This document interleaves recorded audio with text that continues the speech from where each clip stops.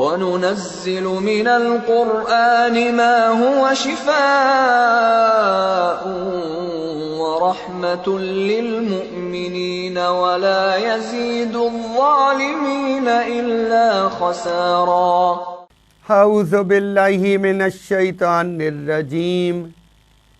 بسم اللہ الرحمن الرحیم۔ السلام علیکم ورحمۃ اللہ وبرکاتہ۔ اللہ کی سلامتی ہو، اللہ کی رحمتیں ہوں، اللہ کی برکتیں ہوں سب گھروں پر، سب گھر والوں پر، انسان، جنات، ساری مخلوقات، سب پر آمین یا رب العالمین، آمین۔ آج ہماری دوسری نشست ہے۔ پہلی نشست کافی طویل ہو گئی تھی اور مختصر اشاروں میں بات ہوئی تھی، بہت تفصیلی بات نہیں ہوئی تھی، لیکن کچھ شاید کوشش ہم کرتے ہیں اس طرح کی کہ کسی موضوع کو لیں اور اس کو تفصیلاً بیان کریں تاکہ وہ مسئلہ سمجھ میں آ جائے اور اس کے جو نتائج ہیں، جو کچھ ہو رہا ہے وہ سمجھ میں آ جائے اور یہ بھی سمجھ میں آ جائے کہ اس سے کیسے بچا جائے۔ اور یہ بہت اہم ترین موضوع ہے آج کے دور کا، غذا کی تباہیاں، بربادیاں اور دواؤں کی تباہیاں اور بربادیاں جو جسموں کے اندر ایک اللہ کا بنایا ہوا ایک جسم ہے، اعضاء ہیں، اور ان کو چھیڑ چھاڑ کرنا اور ان کے ساتھ معاملات سارے کے سارے، یہ اہم ترین موضوع ہے آج کا کہ ہم کس طرح اپنے جسم کے اندر کے حصے کو اور اپنے جسم کو بچائیں ان چیزوں سے کہ جو ہمیں تباہ برباد کر رہی ہیں۔ قرآن شفا ہے، قرآن رحمت ہے مومنوں کے لیے، خسارہ ہے ظالموں کے لیے۔ یہ قرآن کی حیثیت ہے، یہ قرآن کا مقام ہے، ہر زمانے میں رہا ہے، جب سے قرآن آیا ہے، اور اس سے پہلے والی کتابیں جو جز تھے یہ کل ہے، اور قیامت تک کے لیے۔ تو یہ قرآن شفا اور رحمت کس طرح ہے اور ہم کس طرح یہ شفا اور رحمت پا سکتے ہیں، یہ آج کا موضوع ہے۔ اور میں آپ کو ایک واقعے سے ایک تصویر دکھاتا ہوں میں آپ کو، اور وہاں سے ہم اس بات کو شروع کرتے ہیں۔ کافی پرانی بات ہے، 10-12 سال پرانی بات ہے۔ ہم ایک معرکہ لڑ رہے تھے، کسی پر جادو تھا، بہت سخت جادو تھا، اور ہم اس کے مقابلے میں جب آئے اور ہم نے اس جادو کو ہٹانا چاہا، جادو مطلب جنات جو جسم کے ساتھ لگ جاتے ہیں، جسم کے اندر اتر جاتے ہیں، خون کے خلیوں میں جا کے بیٹھ جاتے ہیں اور انفیکشن بناتے ہیں، یہ جادو کے ذریعے سارا معاملہ ہوتا ہے۔ جادوگر الٹا قرآن پڑھ کے جادو چڑھاتا ہے اور وہ جو قوت طاقت اس کو حاصل ہوتی ہے، جنات، شر پھیلانے والے جن، شیطانی جن، ان کو پھر استعمال کرتا ہے اور وہاں بھیجتا ہے کہ جس کو بیمار ڈالنا ہے، جس کے گھر میں جھگڑے کرانے ہیں اور بہت کچھ جو ان کے مقاصد ہوتے ہیں ان کی تکمیل کرتا ہے۔ یہ ہے جادو۔ اور جو اصل جادو ہے وہ جادوگر کے ہاتھ میں ہوتا ہے، وہ علم اور وہ پڑھائیاں، اس کو سمجھیں۔ اور اس کا اصل ہتھیار ہے جنات، جن کے ذریعے وہ جادو چڑھاتا ہے، جنات کو کنٹرول کر کے بھیجتا ہے۔ یہ ہے اصل مسئلہ، اس کو سمجھیں، پوری ترتیب ہے یہ ایک۔ مجھ سے کسی نے سوال کیا کہ آپ بہت ساری باتیں ایسی کرتے ہیں فلاں، اور اس کی کیا ضرورت ہے عام لوگوں میں، اس کو آپ کو نہیں پھیلانا چاہیے، نہیں سامنے لانی چاہیے ہیں وہ باتیں روحانی دنیا کی۔ تو آپ مجھ کو یہ بتائیے کہ جب جادو پھیل چکا، گھر گھر ہو چکا، اور ہم یہ ساری باتیں کھل کر نہیں بتائیں گے جو علم اللہ نے ہم کو دیا ہے، اگر ہم اس کو نہیں پھیلائیں گے اور صرف علاج کرتے رہیں گے اور لوگوں کو ہم سمجھائیں گے نہیں کہ وجہ کیا ہے اور اس سے نکلنے کا راستہ کیا ہے، تو کس طرح یہ سارا معاملہ لوگوں کی سمجھ میں آئے گا اور وہ صحیح معنوں میں تشخیص کر کے اپنا علاج معالجہ کر سکیں گے، سمجھ سکیں گے۔ اور قرآن کی اہمیت اور الرحمن علم القرآن، اللہ رحمان کی اہمیت اور قرآن کی جو हैसियत अहमियत है उसको कैसे समझ सकेंगे। तो ये ज़रूरी है, इस वजह से बहुत सी चीज़ें ना चाहते हुए भी हमें बतानी पड़ रही हैं, और जब हम ये बताते हैं तो खुद नुमाई से अल्लाह मौत दे दे उससे पहले कि हम खुद नुमाई में पड़ जाएं या किसी और मकसद में पड़ जाएं सिवाय अल्लाह की रज़ा के, तो ये तो एक अलहदा मसला है। लेकिन ये बतानी ज़रूरी है इसलिए कि आज का दौर जादू में बिल्कुल यानी हर चीज़ के पीछे जादू है, हर चीज़ के पीछे फितना दज्जाल है, हर मामले के पीछे इबलीस है। और उनके पास टूल क्या है? उनकी पढ़ाइयाँ और उनके जिन्नात जो के काम करते हैं, ये उनके असल किरदार हैं उनके। तो अब अगर ये सारी बातें हैं और हमें पता ही कुछ नहीं है तो फिर हम कैसे बचेंगे, ये सोचिए। इसलिए बहुत सी बातें ऐसी सामने आएंगी कि वो जो कहने वाले कह रहे हैं कि ये बातें इस तरह सामने नहीं आनी चाहिए, ये तो रूहानी दुनिया के मामलात हैं। अगर कोई बात है भी आपके पास, पहली बात तो ये है कि आपके पास है ही कुछ नहीं, ये समझा जाता है। और दूसरी बात ये है कि अगर कुछ है तो आप दूसरों के सामने क्यों लेकर आ रहे हैं।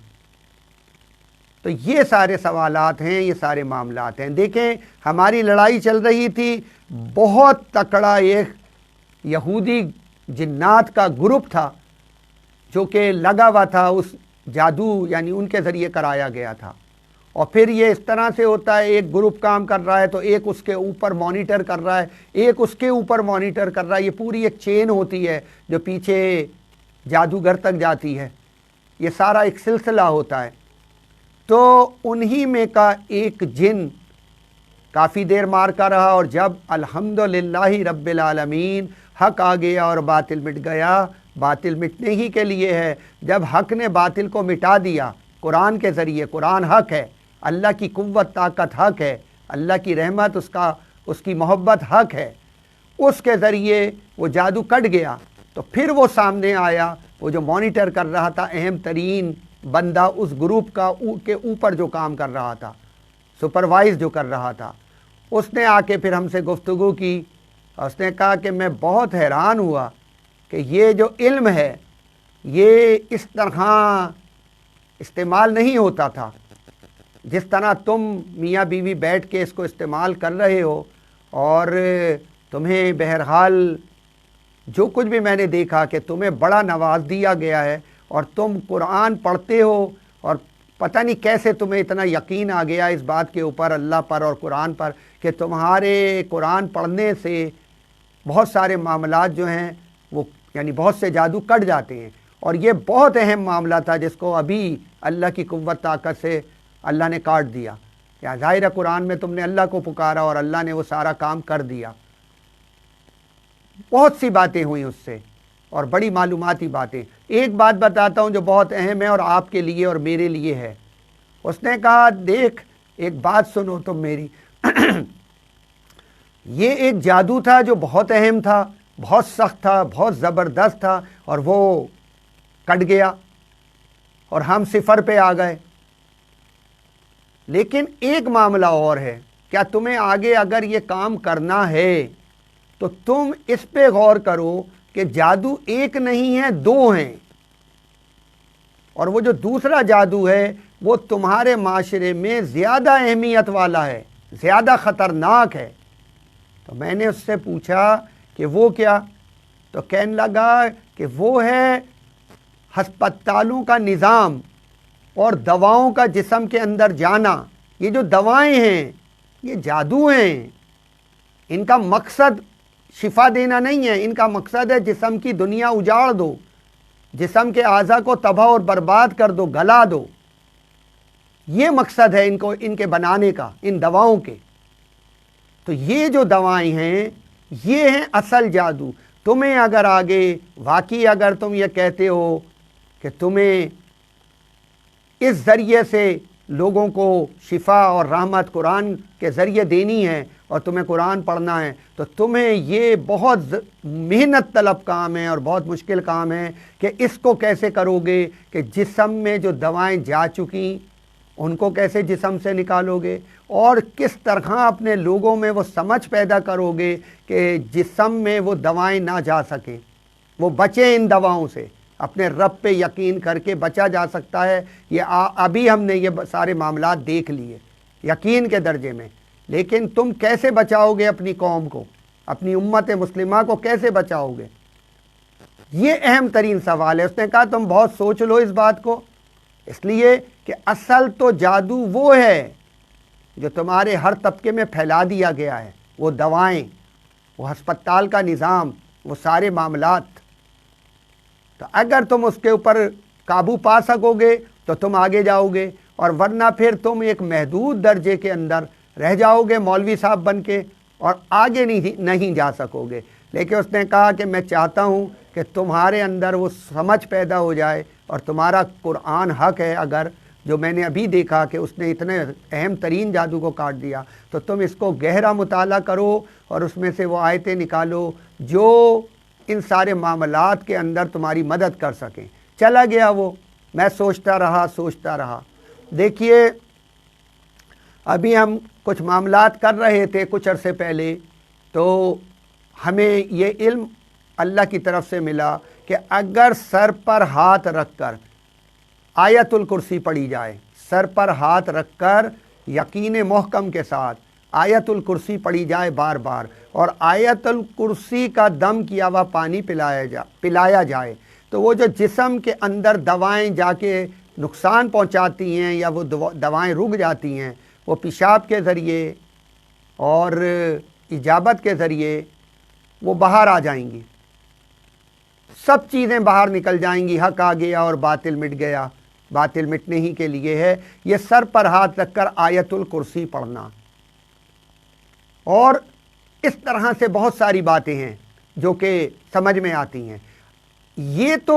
سر پر ہاتھ رکھنا اور آیت الکرسی پڑھنا یہ تو ایک معاملہ ہو گیا، اگر کوئی یقین کر کے پڑھ لے تو نتائج اسے مل جائیں گے، اور اس کے جسم کے اندر جو رکی ہوئی بیماریاں ہیں اور وہ جو ڈالی گئی ہیں ایک سازش کے تحت،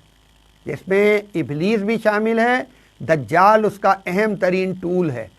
اہم ترین جو کردار ہے وہ یہ ہے عبد الناصر کانا دجال۔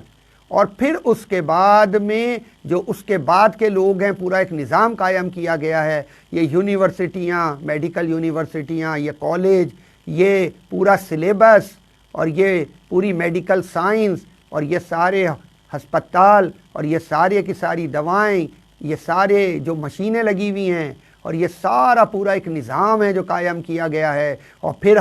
مجبور کیا گیا حکومتوں کو کہ ہر کمپنی لازمی یہ جو دوائیں ہیں اور یہ جو سہولتیں یہ اپنے لوگوں کو فراہم کرے، ہر ایک ملازم کو فراہم کرے، اور ہر ایک بینک یہ ساری سہولتیں فراہم کرے، ہر ایک ادارہ، اور یہ ان کے لیے تو مفت ہوں بظاہر، لیکن وہ کمپنی اور وہ بینک اور وہ سارے جو ہیں وہ اس کا بوجھ اٹھائیں، اور کچھ بوجھ وہ اٹھائے جو جاب کر رہا ہے کرتا ہے، اور باقی بوجھ کون اٹھائے گا؟ وہ پاکستان اٹھائے گا، اور جو بھی ملک ہوگا وہ اٹھائے گا، اور وہ کمپنیاں اٹھائیں گی، اور یہ لازمی ہے یہ کرنا پڑے گا۔ اگر کسی نے کوئی کمپنی بنانی ہے تو اسے یہ سارا کچھ دینا پڑے گا، چاہے انشورنس کے تحت دیا جائے یا کسی بھی ذریعے سے دیا جائے، یہ سارا معاملہ، اور ان کی گھر بیٹھے کمائی ہوگی اور ان کے مقاصد کی تکمیل ہوگی گھر بیٹھے، انہیں کچھ نہیں کرنا پڑے گا۔ ملازم بھی ہم اور مقتول بھی ہم، لاشیں اٹھانے والے ہسپتالوں سے، اور بیماریوں میں مبتلا ہونے والے وہ بھی ہم، سب کچھ ہمیں، تباہی بربادی ہم، اور مال کمانا اور مقاصد کی گھر بیٹھے تکمیل کرنا وہ یہ ہیں، ان کے مقاصد کی تکمیل گھر بیٹھے، اور ہم ہی سارے نظام کو چلانے والے، تنخواہوں کے اوپر، اور ان کی غلامی کرنے والے، اور اپنی اولادوں کے گلے کاٹنے والے، اب جیب بھی کاٹنے والے اپنی قوم کی، اور ان کے جسموں کو بھی کاٹ پیٹ کرنے والے۔ یعنی ہمارے پاس اس کا مطلب ہے کہ قرآن شفا ہے، رحمت ہے مومنوں کے لیے، ہمارے پاس قرآن موجود ہی نہیں ہے، اس کا مطلب ہے ہم نے اس کو کیونکہ استعمال ہی کبھی نہیں کیا، ہمیں اس پر یقین محکم ہی نہیں ہے کہ وہ ایک حق ہے اور ہر معاملے کے مقابلے پہ حق ہے۔ تو بہرکیف یہ ایک اہم سوال ہے کہ ان دواؤں سے، اور دواؤں کے ساتھ غذاؤں کو بھی لے لیجئے،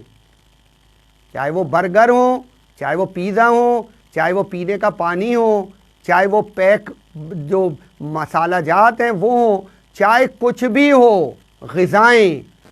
یہ سب کے اندر یہ سب کچھ موجود ہے۔ کسی بھی چیز کو سامنے رکھ کے مراقبہ کر لیا جائے، اللہ کے قرآن کو پڑھا جائے، اللہ سے دعا مانگی جائے کہ یا اللہ حق کو حق کر دے، باطل کو باطل کر کے دکھا دے اور عیاں کر دے ہر چیز ہمارے اوپر، اس کے بعد مراقبہ کر کے اس کو سامنے رکھا جائے اور دیکھا جائے، اس کا مطالعہ کیا جائے،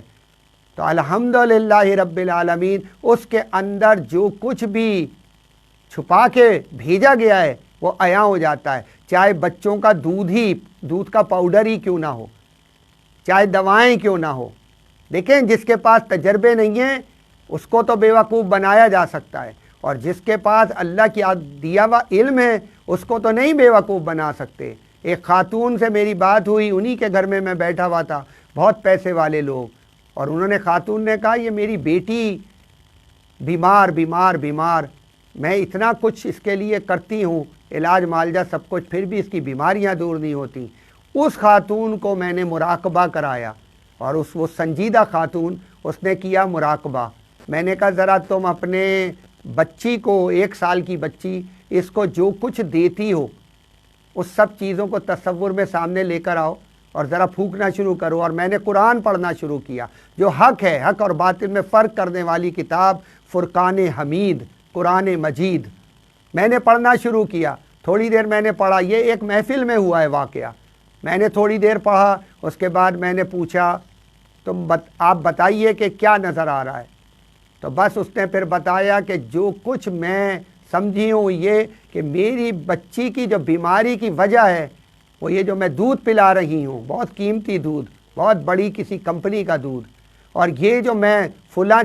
چیز بچے کو کھلا رہی ہوں، اپنی بچی کو، اسی کے اندر ہے وہ ساری بیماری اور وہ سارا شر، سارا فتنہ اس کے اندر موجود ہے۔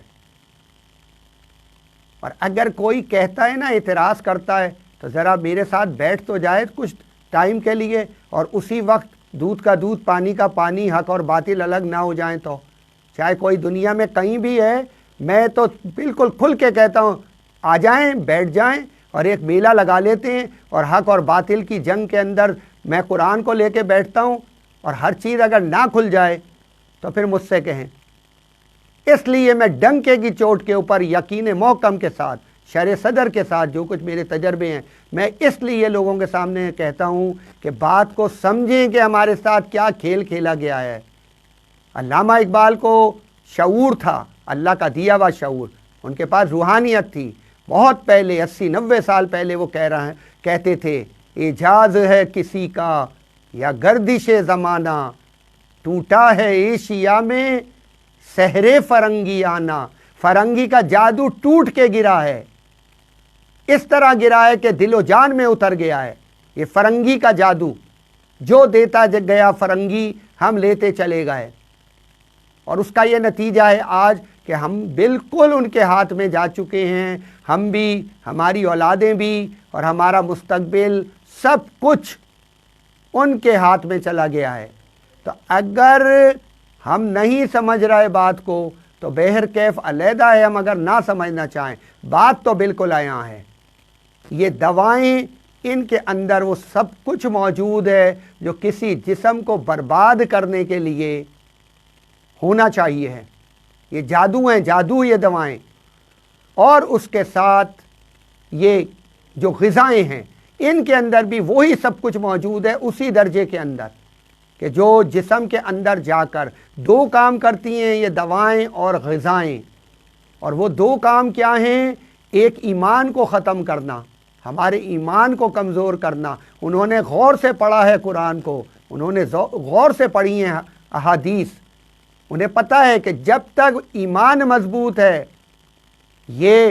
شراب بھی پیے گا، اور اگر اس کے اندر ایمان موجود ہے تو یہ ہوش میں کسی وقت بھی آ جائے گا، یہ قوم ہوش میں آ سکتی ہے۔ لیکن اگر ایمان کمزور پڑ جائے اور بہت کمزور پڑ جائے تو پھر ظاہر ہے کہ ان کے پاس یہی اصل سرمایہ ہے۔ کلمے کے بعد جو اصل سرمایہ ہوتا ہے وہ ایمان ہوتا ہے، روحانی طاقت، ایمان کی طاقت، اور ایک جسم ہے۔ تو انہوں نے دونوں پر کام کیا ہے، ایمان بھی ان کا ختم ناپاکیوں کے ذریعے، گندگی کے ذریعے، اور اسی طرح ان کا जिस्म भी ख़त्म। उन दोनों मामलात को उन्होंने लिया है, उन पे रिसर्च की है और उन्होंने वो सारी चीज़ें ईजाद कर कर हम तक पहुंचाई हैं और बहुत खूबसूरती के साथ फिर उन्होंने पूरा एक तरीक़ा कार इख्तियार किया है मीडिया का, मिनल जिन्नति वन्नास। वो है ना, कुल औज़ु बिरब्बिन नास मलिकिन नास इलाहिन नास मिन शर्रिल वस्वासिल खन्नास अल्लज़ी युवस्विसु फ़ी सुदूरिन नास मिनल जिन्नति वन्नास। ये सुदूर, ये दिलों के अंदर डालना वो सारी बातें, हक़ को बातिल कर देना, बातिल को हक़ कर देना मीडिया के ज़रिए,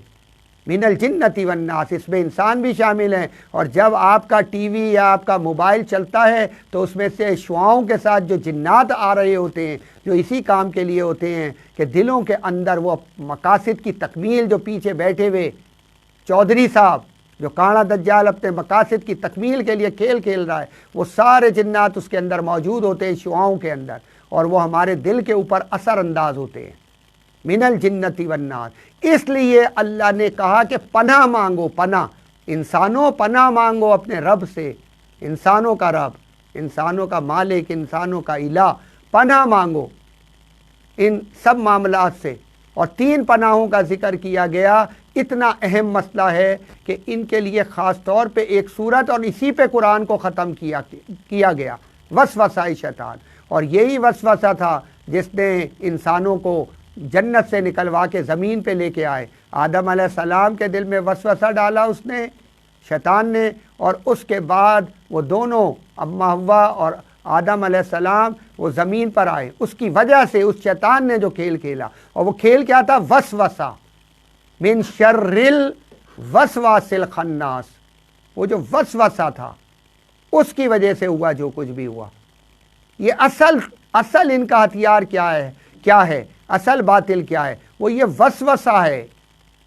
हमें नहीं पता, हमने कभी अपने बच्चों के दिलों पे नहीं फूका। आज हमारे बच्चे हमारे हाथों से निकलते जा रहे हैं और माएँ परेशान हैं, वालिद परेशान हैं, सब परेशान हैं। और पूरा माशरा जो है इस वक्त ऐसा लगता है जैसे कि बंदर और बंदरियों के ऊपर हम, यानी हमारी औलाद नहीं है, ये बंदर हैं और बंदरियाँ हैं।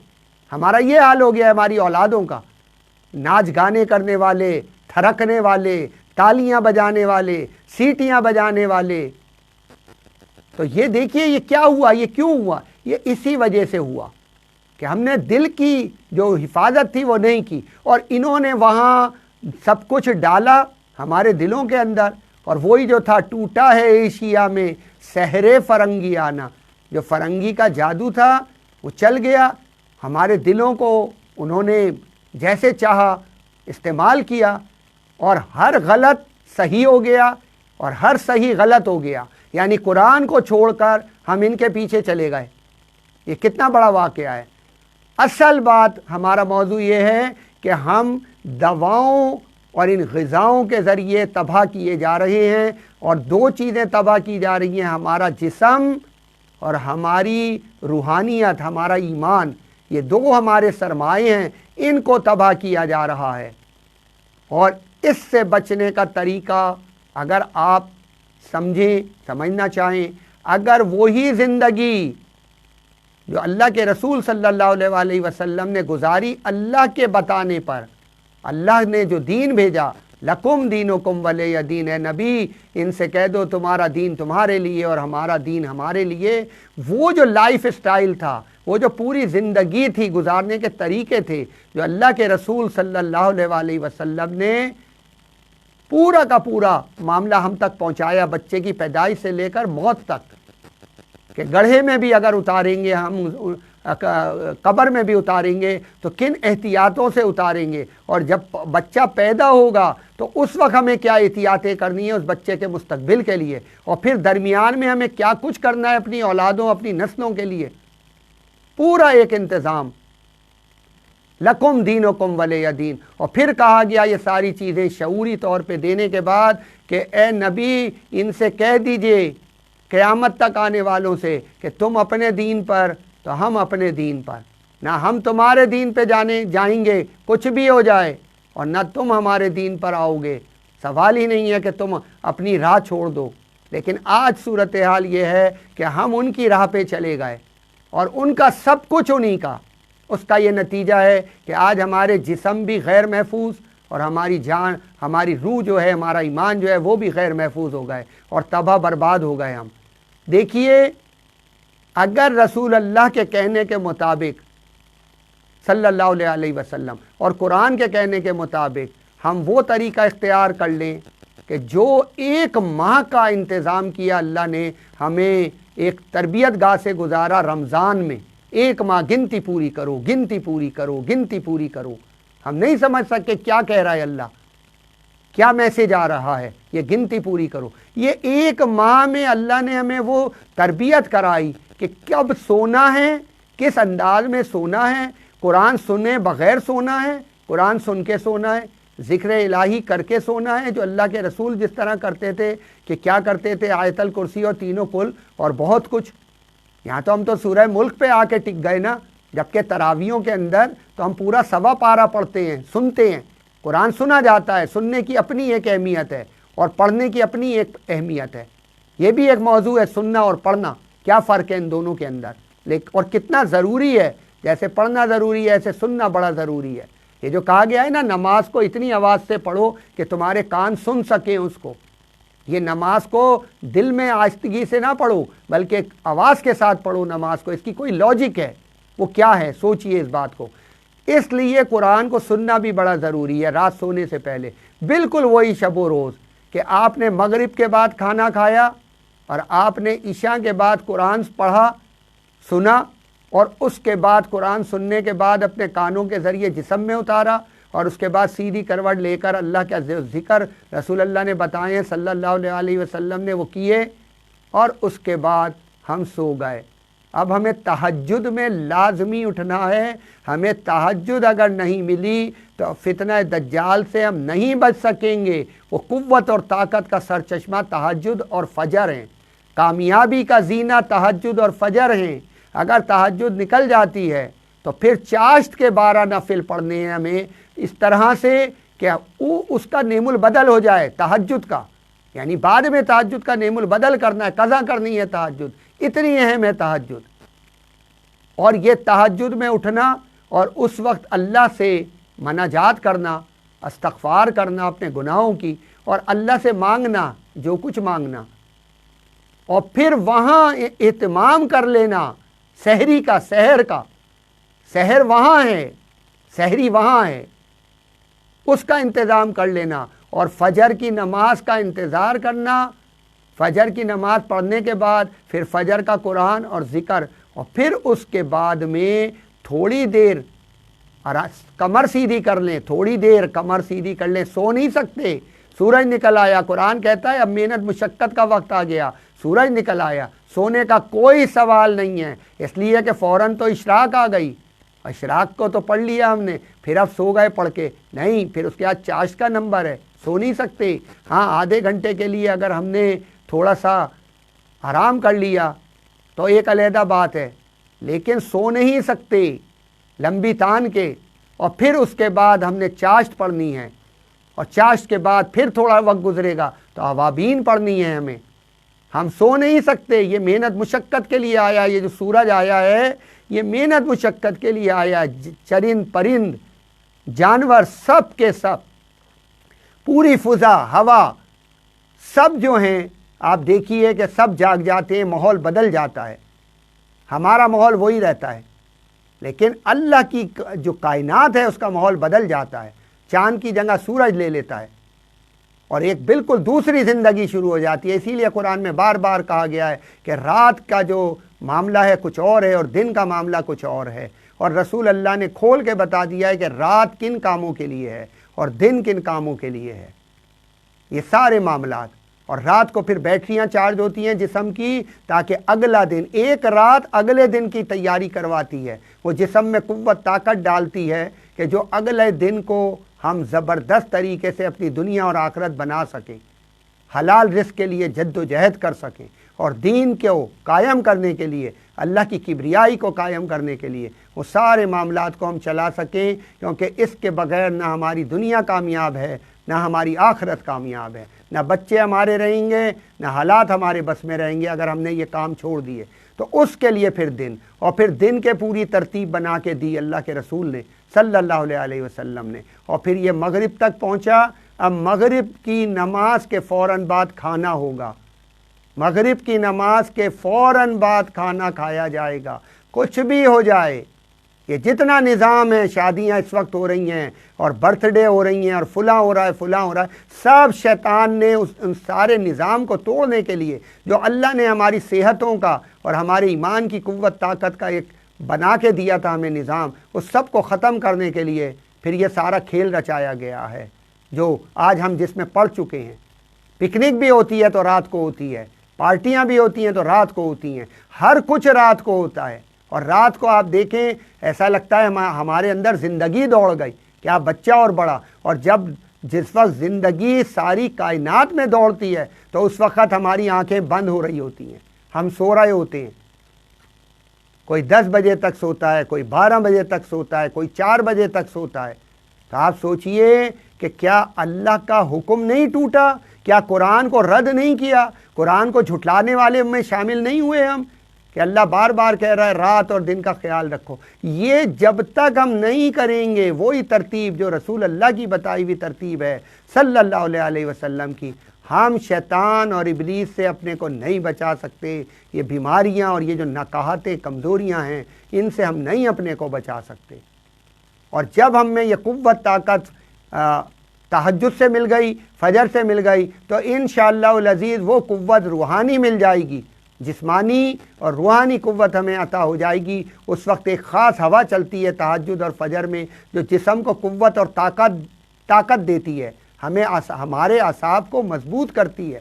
وہ جب تک ہمارے پاس میسر نہیں آئے گی ہم دنیا کا مقابلہ نہیں کر سکتے، ہم اپنی دنیا اور آخرت نہیں بنا سکتے۔ اور آج یہی صورتحال ہے۔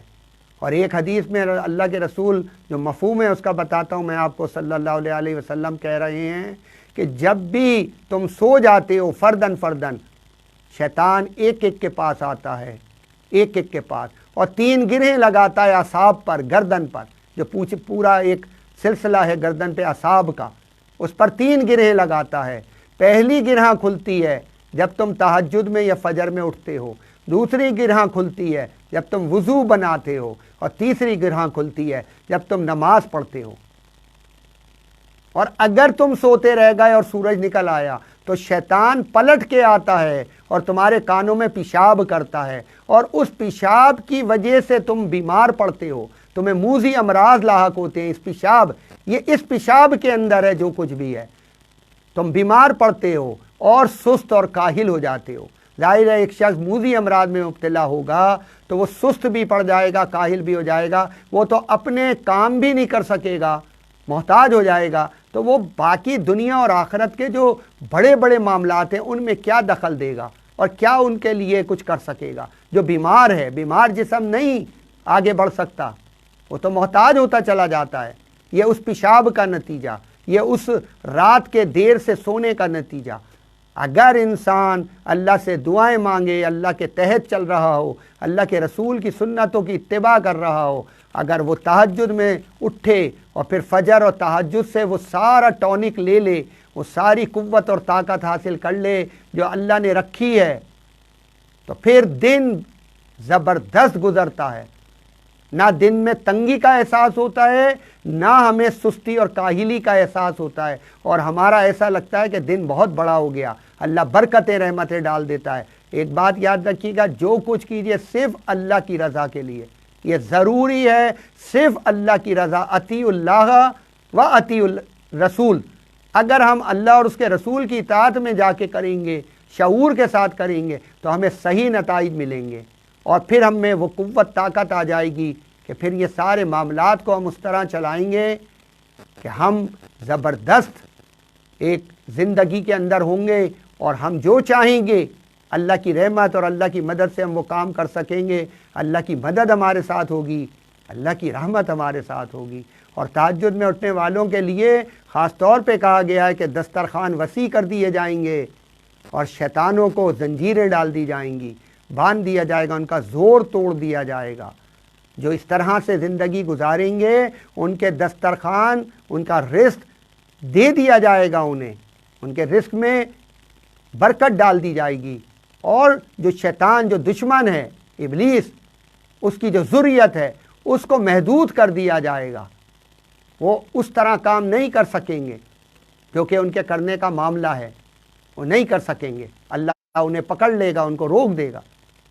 بغیر ان سارے معاملات کے اگر ہم سمجھتے ہیں کہ ہم روح اور جسم کو بچا سکتے ہیں، ہم اپنے ایمان کو بچا سکتے ہیں، ممکن ہی نہیں ہے۔ اور آج دیکھ لیجئے جو کچھ حالات ہیں ان کو سامنے رکھ لیجئے اور دیکھیے کہ کیا ہو رہا ہے۔ تو یہ دوائیں، یہ غذائیں، ان سے بچائیں اپنے کو، اللہ سے خوب دعائیں مانگیں، سادہ زندگی پر آئیں، جیسے رسول اللہ کی سادہ زندگی تھی، صحابہ اکرام کی سادہ زندگی تھی، اس کے اوپر آئیں۔ ہر لحاظ سے یہ دیکھیے کہ اللہ کے رسول کی اتباع کیا ہے، کیا ٹوتھ پیسٹ اور ٹوتھ برش میں ہے یا مسواک میں ہے اللہ کے رسول کی اتباع؟ دیکھو، اگر میری رضا چاہتے ہو، اللہ قرآن میں کہہ رہا ہے، اگر چاہتے ہو میں راضی ہو جاؤں تو میرے رسول کی اتباع کرو، ان کی سنتوں پہ عمل کرو، اگر چاہتے ہو میری رضا۔ ورنہ کیا ہوگا؟ اگر اتباع نہیں کی تو پھر کیا ہوگا؟ اسی طریقے سے جو کچھ اللہ کے رسول نے کیا، سر میں تیل ضرور لگاتے تھے، آنکھوں میں سرما ضرور لگاتے تھے، اور باوضو رہا کرتے تھے، اور بہت محنت مشقت کے معاملات کیا کرتے تھے، غصے کو بہت بہت دبا کے رکھتے تھے، غصے کو۔ ان کے اوپر جو مسائل پڑے تھے اللہ کے رسول صلی اللہ علیہ وسلم پر، وہ تو ہم پر پڑے ہی نہیں۔ جو ان کی حساسیت تھی وہ تو ہمارے اندر ہے ہی نہیں۔ تو جو غصہ ان کو آتا ہوگا، جو احساس ان کے اندر ہوں گے دین کے بارے میں، اللہ کی کبریائی کے بارے میں، امت مسلمہ کے بارے میں، اور سب کے بارے میں، آپ سوچئے کہ ان کے کس قدر ایک تیش کی زندگی اور کس قدر اضطراب کی زندگی ان کی ہونی چاہیے، لیکن غصے کو پوری طرح سے قابو کر کے، اور بہت ایک اچھی ایسی زندگی کہ وہ کہا ہے نا قرآن میں کہ نبی اگر آپ تر شروع ہوتے تو یہ جو آپ کے ارد گرد بھیڑ ہے یہ چھٹ جاتی، جو لوگ آپ سے قریب آ رہے ہیں، اگر آپ غصے والے ہوتے تو یہ جو بھیڑ ہے یہ چھٹ جاتی، لوگ آپ سے دور ہٹ جاتے۔ تو جب لوگ دور ہٹ جائیں گے تو دین کن میں پھیلایا جائے گا؟ کن کے اوپر کبریائی قائم ہوگی؟ کن کے جسموں پر کبریائی قائم ہوگی؟ کون سے گھر ہوں گے جو قرآن سے آباد کیے جا سکیں گے؟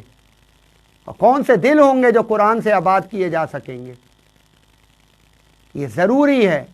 تو اس طرح سے اتباع رسول کے ساتھ اور اللہ کے قرآن کی مرضی کے عین مطابق جو اللہ نے کہہ دیا سمینا اطانا، بس ہم تک پہنچ گیا، اب ہم اطاعت کریں گے۔ اور اسی طرح رسول اللہ کی اطاعت صلی اللہ علیہ وسلم، جو کچھ انہوں نے دے دیا وہ لے لو، اور جو کچھ جس چیز سے انہوں نے روک دیا بس رک جاؤ۔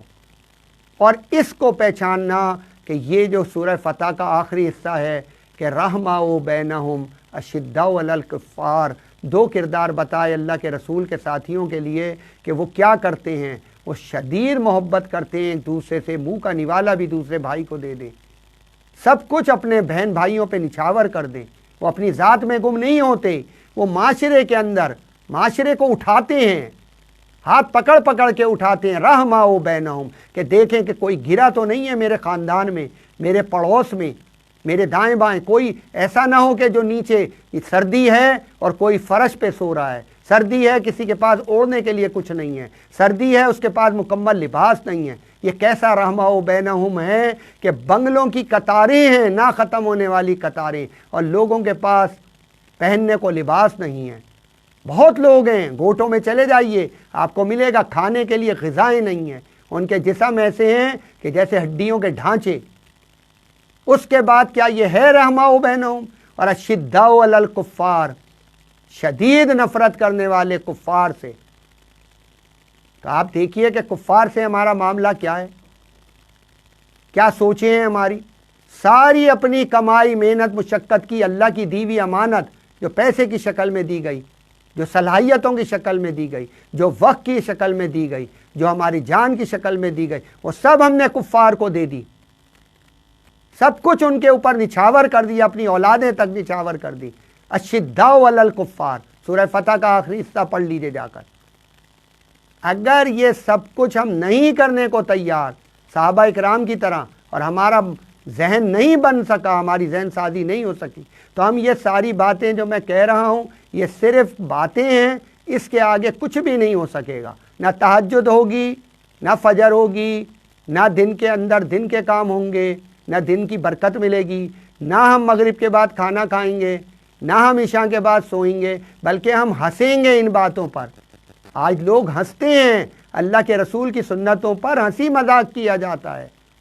कि वो देखो ज़रा, वो इशा के बाद सो गए, सारी दुनिया जाग रही है, वो सो रहे हैं। मतलब अगर सारी दुनिया अल्लाह की नाराज़गी की ज़िंदगी गुजार रही है, लकुम दीनुकुम वलिय दीन, यहूद व नसारा के दीन पे चल रही है, काफिरों के दीन पे चल रही है, और सब कुछ अपना लिया उन्होंने, और उनकी अच्छाइयाँ नहीं अपनाई, सिर्फ उनकी जलालतों को अपनाया, तो वो अगर ये सारा मामला है तो क्या हम भी उन्हीं के साथ खड़े हो जाएं? तो फिर क़यामत में किसके साथ उठेंगे और अल्लाह की रज़ा कैसे पाएंगे और दुनिया आखिरत की कामयाबी कैसे मिलेगी? बहरहाल जब तक हम एक निज़ाम के तहत नहीं जुड़ेंगे और सादा से सादा ज़िंदगी नहीं गुजारेंगे, जब तक हमारे दिलों की दुनिया के अंदर तौहीद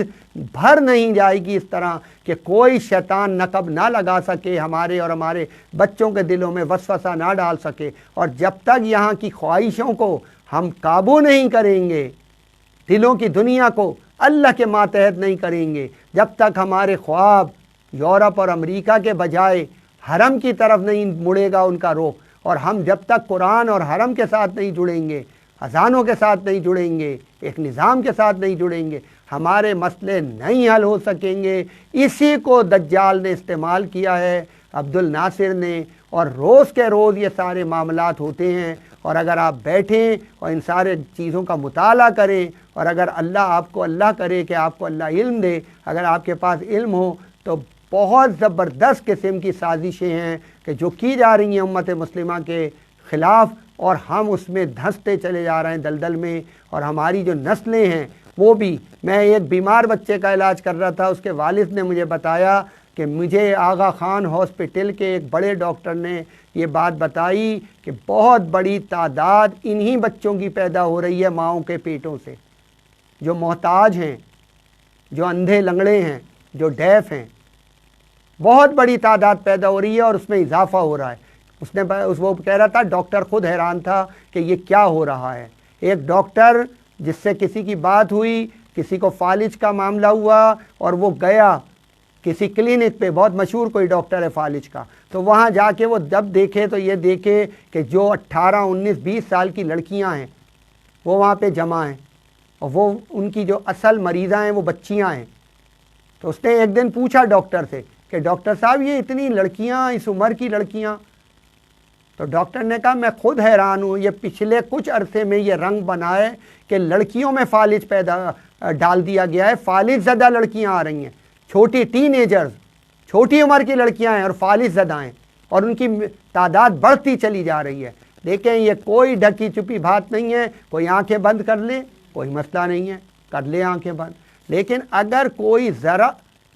कुछ भी थोड़ा सा हक और बातिल का फ़र्क करना चाहे और अपने मुस्तकबिल को संवारना चाहे, तो अल्लाह ने सारा मामला खोल के रखा है, और उसके साथ अगर हम समझें और उस पर अमल करें, कुरान को थामें, कुरान के तहत अपने घरों को आबाद करें, तो हमारे घर वीरान होने से बच जाएंगे। और देखें आखिर में मैं आपको बात बताता हूँ, सूरह ताहा है और ये जन्नत का एक सीन है, एक तस्वीर है जन्नत की, और 3 शख्सियतें हैं, अम्मा हव्वा हैं, आदम अलैहिस्सलाम हैं और शैतान है। और एक अल्लाह का हुक्म है कि देखो इस दरख्त के करीब ना जाना, और शैतान वसवसा डालता है, वसवसा मिन शर्रिल वसवासिल खन्नास। ये वहाँ से किस्सा शुरू हुआ, दिलों की हिफाजत ना हो सकी। वहाँ एक आजमाइश थी, एक अल्लाह का हुक्म था जो पूरा होना था, वो होना ही था, इसलिए हमारे लिए वो सारा वाक़या, वो सारा मामला किया गया। और जब आदम अलैहिस्सलाम फनसिया आदम भूल गए कि अल्लाह ने क्या कहा था, उन्हें भुलाया गया, शैतान ने भुलाया, ہم تو کچھ بھی نہیں ہیں،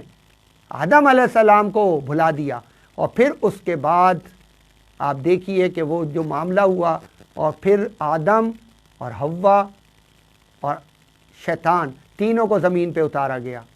اور پھر اللہ نے یہ بات کہی، اس سے پہلے استغفار، وہ کلمات سکھائے گئے آدم کو کہ جس سے استغفار ہوئی اور ان کی معافی وہیں ہو گئی، اور پھر انہیں زمین پہ بھیجا گیا۔ لیکن کس حال میں بھیجا گیا؟ آپ یہ دیکھیے، اس حال میں بھیجا گیا کہ دیکھو آدم لاوارث نہیں جا رہے، میری ہدایات تم تک پہنچتی رہیں گی، میری آیتیں تم تک پہنچتی رہیں گی، جو ان کو تھام لے گا تمہاری اولادوں میں سے، اس کے لیے بے غم اور بے خوف زندگی ہوگی،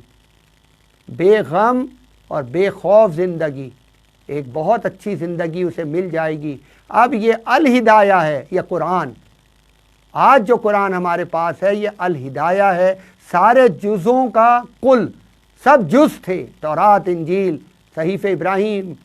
سب کچھ وہ جز تھے، یہ کل ہے، نچوڑ ہے اس کا، یہ الہدایہ ہے، یہ فرقان حمید ہے یہ قرآن۔ تو آدم جو ان آیتوں کو تھام لے گا، ان پہ عمل کرے گا، اس کو تو بغیر پریشان ہوئے اس کی زندگی گزرے گی،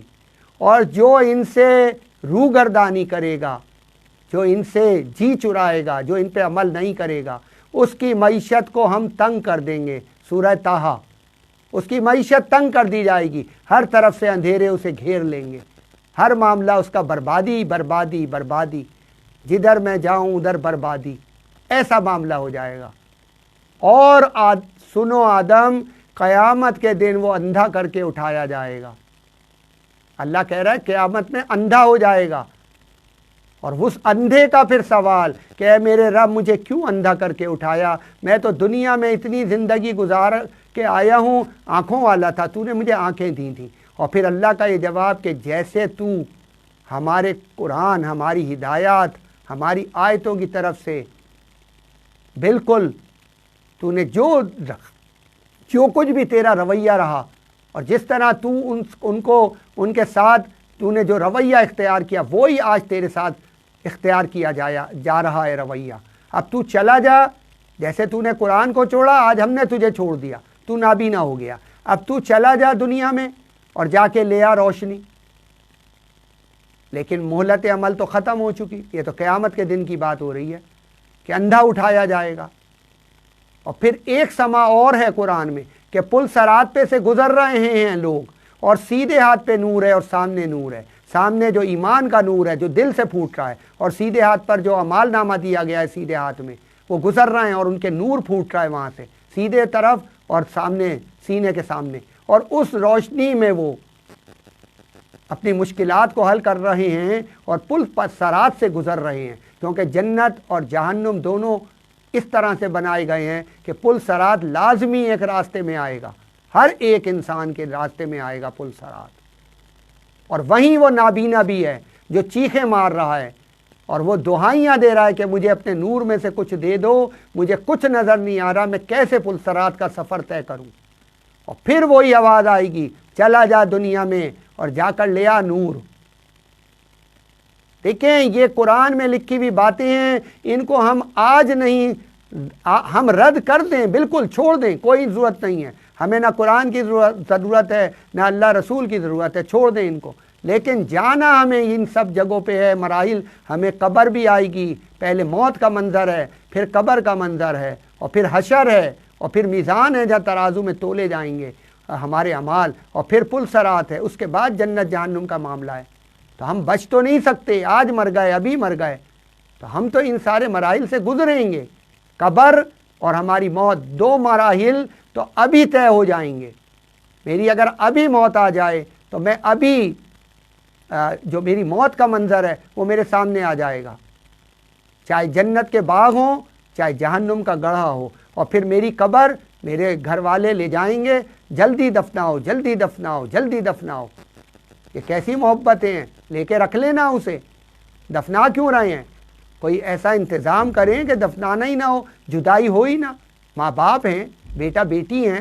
نہیں جلدی کرو جلدی کرو، اور اس کوٹڑی میں بند کر دیں گے۔ اور پھر رسول اللہ کہہ رہے ہیں یا تو جنت کے باغوں میں سے ایک باغ ہے، یہ جو تمہاری